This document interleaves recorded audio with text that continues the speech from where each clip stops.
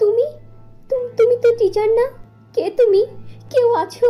আমাকে বাঁচাও, বাঁচাও। রীতা, কুসুম, নিশি, প্রিন্সিপাল ম্যাম, কেউ আছো? কেউ আমার আওয়াজ শুনতে পারছো? বাঁচাও, বাঁচাও। আমি চোখ বের করে নেওয়া ডাইনি, আর এখন চোখ বের করে নেওয়া ডাইনি এই স্কুলে চলে এসেছে চোখ বের করে নেওয়া টিচার সেজে।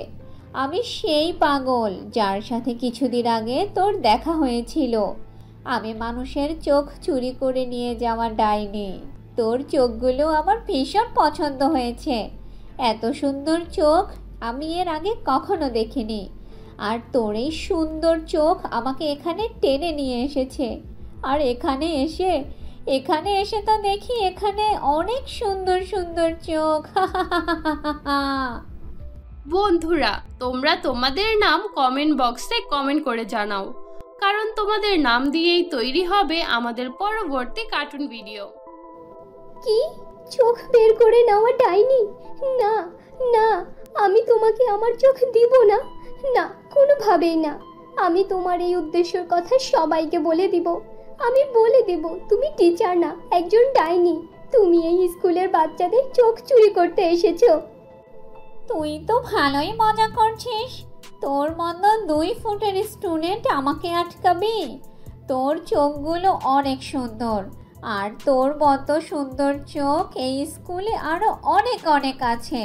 প্রথমে তোর চোখগুলো বের করে নিব, তারপর তোর বান্ধবীদের, আর তারপর এক এক করে স্কুলের সব বাচ্চাদের চোখ আমি নিয়ে যাব। কোথায় একটা একটা বাচ্চার চোখ চুরি করার জন্য আমি ব্যাকুল হয়ে থাকতাম। পাগলের রূপ ধরে রাস্তায় রাস্তায় ঘোরাঘুরি করতাম। আর এখন দেখ, আমি তো স্কুলে চোখের ভান্ডার পেয়ে গিয়েছি রে, ভান্ডার। চল চল, অনেক সময় নষ্ট করেছিস আবার। এখন জলদি করে তোর চোখগুলো আমাকে দিয়ে দে। এমনটা বলে যখনই ডাইনি পিঙ্কির চোখ নেওয়ার জন্য সামনে এগোতে থাকে, ঠিক তখনই সেখানে একটি আওয়াজ আসে। না, এখন না, এখনো সঠিক সময় আসেনি।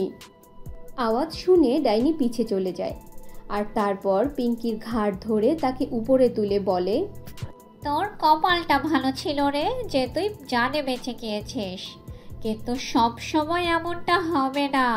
আমার কথা কান খুলে শুনে রাখ। ভুলেও যদি তুই এই কথা কাউকে বলেছিস যে আমি চোখ বের করে নেওয়া ডাইনি, তাহলে সাথে সাথে তুই মারা যাবি, আর তোর পুরো পরিবার আগুনে পুড়ে ছাই হয়ে যাবে। কেউ বাঁচবে না, কেউ না। যদি তুই তোর পরিবারকে বাঁচাতে চাস, তাহলে তোর মুখ বন্ধ রাখবি বলে দিলাম। আর তা না হলে তোকে কিভাবে শিক্ষা দিতে হবে তা আমি খুব ভালো করেই জানি, বলে দিলাম। আমার গলা ছাড়ো, ছাড়ো, আমি নিঃশ্বাস নিতে পারছি না, ছাড়ো আমাকে। ঠিক আছে, ঠিক আছে, আমি কাউকে কিছু বলবো না, আমি ওয়াদা করছি।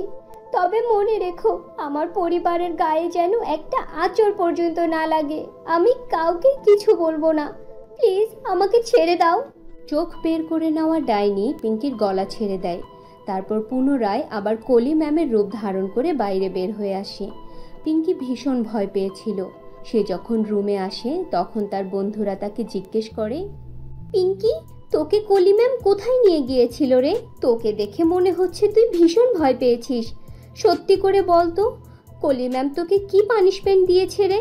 পিঙ্কি, এই পিঙ্কি, আমরা তোর সাথে কথা বলছি। কি হয়েছে তোর? এত ভয় পেয়ে আছিস কেন? মানে তোরা তো জানিস আমি অন্ধকারে ভয় পাই। আর কলি ম্যাম আমাকে একটি অন্ধকার রুমে আটকে রেখেছিল। অন্ধকারে থাকার কারণে আমার এই অবস্থা হয়েছে রে, আর কোনো কিছু না। পিঙ্কি মনে মনে বলতে থাকে, আমি ওদেরকে সত্যিটা কোনোভাবে বলতে পারবো না যে কলি ম্যাম কোনো টিচার না। উনি তো চোখ বের করে নেওয়া ডাইনি, যেই কিনা এই স্কুলের বাচ্চাদের চোখ বের করে নিতে এসেছে। আমি কিভাবে ওদেরকে এই কথা বলবো? কিভাবে? কিছুই তো বুঝতে পারছি না। পিঙ্কি, বাড়িতে যাবি তো? চল, স্কুল ছুটি হয়ে গিয়েছে। আর তুই মনে মনে কি বিড়বিড় করছিস? কি বলতে পারবি না? বল তো, কি হয়েছে তোর? পিঙ্কি সবাইকে মিথ্যা কথা বলে। কিন্তু সে মনে মনে ভীষণভাবে ভেঙে পড়ে। সে ঠিকভাবে নিঃশ্বাসটুকুও নিতে পারছিল না, কারণ সে এত বড় একটা কথা কারো সাথে শেয়ার করতে পারে না। এই স্কুলে চোখ বের করে নিয়ে যাওয়া ডাইনি চলে এসেছে। সব বাচ্চাদের জীবন ঝুঁকিতে ছিল, আর সে সব কিছু জেনেও কিছুই করতে পারছে না। এভাবে বেশ কিছুদিন পার হয়ে যায়। পিঙ্কি স্কুলে তো ঠিকই আসে, কিন্তু সে একা একা চুপচাপ বসে থাকে আর মন খারাপ করে সারাক্ষণ কি যেন একটা ভাবতে থাকে। সে না কারোর সাথে খেলাধুলা করে আর না কারোর সাথে কথা বলে, এমনকি সে ঠিকমতো খাওয়া দাওয়াও করে না। সারাক্ষণ শুধু চুপচাপ এক জায়গায় বসে থাকে। একদিন স্কুলে হইচই শুরু হয়ে যায়। স্কুলের সব বাচ্চারা এক জায়গায় জড়ো হয়।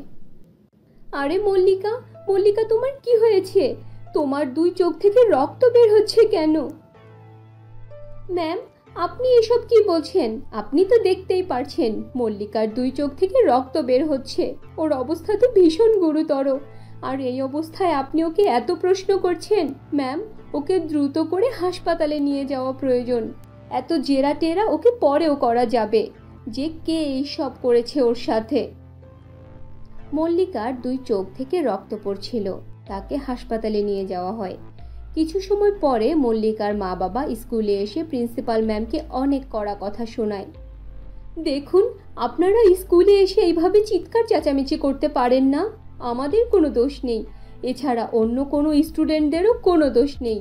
আমি পুরো সিসিটিভি ক্যামেরার ফুটেজ চেক করেছি। মল্লিকা একা ওয়াশরুমে গিয়েছিল, আর যখন সে ওয়াশরুম থেকে বাইরে বের হয়ে আসে তখন তার 2 চোখ থেকে রক্ত পড়ছিল। দেখুন, মল্লিকার চোখের জন্য আমারও ভীষণ খারাপ লাগছে, কিন্তু আপনারা এইভাবে স্কুলের উপর অপবাদ ছড়াতে পারেন না। আপনার মেয়েরই কোথাও না কোথাও ভুল হয়েছে। হতে পারে সে হয়তো ওয়াশরুমে পড়ে গিয়েছিল, ফলে তার চোখে কোনোভাবে আঘাত পেয়েছে। Principal ma'am, principal ma'am, Rita, Dipti, Kusum আর নিশি ওরা কোথায় যেন গিয়েছে। ওদের কোথাও খুঁজে পাওয়া যাচ্ছে না। কি যাতা কথা বলছো পিঙ্কি? কিছু সময় আগেও তো ওরা স্কুলে ছিল। জি ম্যাম, কিন্তু এখন ওরা স্কুলের কোথাও নেই। উফ, এসব কি হচ্ছে এখানে? প্রথমে মল্লিকার সাথে এই দুর্ঘটনা, এখন আবার চারজন স্টুডেন্ট স্কুল থেকে গায়েব হয়ে গিয়েছে। আসলে এখানে হচ্ছেটা কি? আমি তো কিছুই বুঝতে পারছি না। ওরা 4 জন তো ছোট বাচ্চাও না, 9ম শ্রেণীতে পড়ে ওরা। ভালো মন্দ সব কিছুই বোঝে ওরা। এমনিতেই স্কুলের পরিবেশ এমন অস্থির হয়ে আছে, তার মধ্যে ওরা 4 জন এভাবে কোথায় চলে যেতে পারে? তুমি একটা কাজ করো পিঙ্কি, ওদের বাড়িতে ফোন করে দেখো। ম্যাম, আমি আগেই ওদের বাড়িতে ফোন করেছি, ওরা কেউ বাড়িতে নেই। আর ম্যাম, কলি ম্যামও স্কুলে নেই। আর স্কুলে এত কিছু হয়ে গেল, কলি ম্যামকে সকাল থেকে কোথাও দেখা যায়নি। আমি শেষবার কলি ম্যামের সাথেই ওদের 4 জনকে দেখেছিলাম। পিঙ্কি, তুমি কি বলতে চাচ্ছ? আমাকে খুলে বলো তো। তুমি কি আমার থেকে কিছু লুকোচ্ছ? বলো পিঙ্কি, আমাকে খুলে বলো কি হয়েছে। তুমি কি জানো ওরা 4 জন কোথায়? পিঙ্কি, আমি তোমাকে কিছু জিজ্ঞেস করছি। তুমি কি জানো ওরা 4 জন কোথায় গিয়েছে? বলো, আমাকে বলো কি হচ্ছে স্কুলের মধ্যে, খুলে বলো আমাকে। পিঙ্কি বিড়বিড় করে বলতে থাকে, মনে হয় এখন প্রিন্সিপাল ম্যামকে সব কিছু খুলে বলতেই হবে, কারণ তার না হলে ওদের 4 জনের সাথেও ঠিক সেম জিনিসটাই হবে যেমনটা মল্লিকার সাথে ঘটেছে। আর আমি কোনোভাবেই এমনটা হতে দিতে পারবো না। এমনিতেই আমার জন্য একজন বাচ্চার জীবন নষ্ট হয়ে গিয়েছে, আর কারো জীবন আমি নষ্ট হতে দিতে পারবো না। পিঙ্কি, কি বলছো তুমি এসব? তোমার জন্য কারো জীবন নষ্ট হবে? কার জীবন নষ্ট হবে? আর তোমার জন্য মল্লিকারই বা জীবন কিভাবে নষ্ট হলো? পিঙ্কি, কি হয়েছে আমাকে খুলে বলো। প্রিন্সিপাল ম্যাম, কলি ম্যাম কোনো টিচার না। উনি তো চোখ বের করে নেওয়া ডাইনি।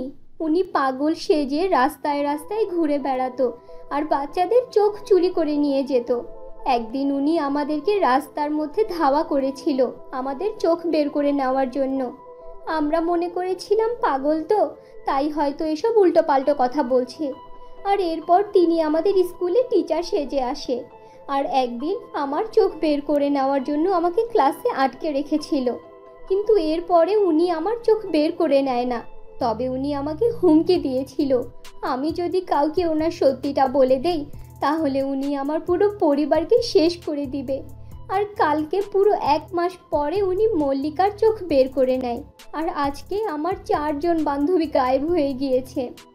পিঙ্কির কথা শুনে প্রিন্সিপাল ম্যাম হতবাক হয়ে যায়, সেই সাথে বাকি টিচাররাও অবাক হয়ে যায়। তারা কোনোভাবে বিশ্বাস করতে পারে না যে কলি ম্যাম চোখ বের করে নেওয়া ডাইনি। পিঙ্কি, তুমি এখন আমাকে এসব কথা বলছো? এইসব আমাকে তোমার অনেক আগেই বলা উচিত ছিল। যাই হোক, তুমি কি জানো ওই ডাইনি ওদের 4 জনকে কোথায় নিয়ে যেতে পারে? না ম্যাম, তা তো জানি না, তবে এইটুকু শিওর জানি যে উনি ওদের 4 জনের চোখ বের করে নেওয়ার জন্যই নিয়ে গিয়েছে। উনি ভীষণ ভয়ঙ্কর ম্যাম, আমি অনেক ভয় পেয়ে গিয়েছিলাম। তবে ম্যাম, আমার ভয় পাওয়া উচিত হয়নি, সত্যিটা অনেক আগেই বলা উচিত ছিল আমার। চন্দ্রা ম্যাম, আপনি স্টাফ রুমে গিয়ে দেখুন, হতে পারে সেখানে চোখ বের করে নেওয়া টিচারের কোনো না কোনো চিহ্ন পেতে পারি আমরা, যার সাহায্যে ওই চোখ বের করে নেওয়া টিচারের কাছে আমরা পৌঁছতে পারবো। সব টিচাররা মিলে সারা স্কুলে কলি ম্যামের কোনো না কোনো চিহ্ন খুঁজতে থাকে। এই কাহিনীর পরের পর্বের জন্য চ্যানেলকে লাইক দিয়ে পাশে থাকবেন। ধন্যবাদ।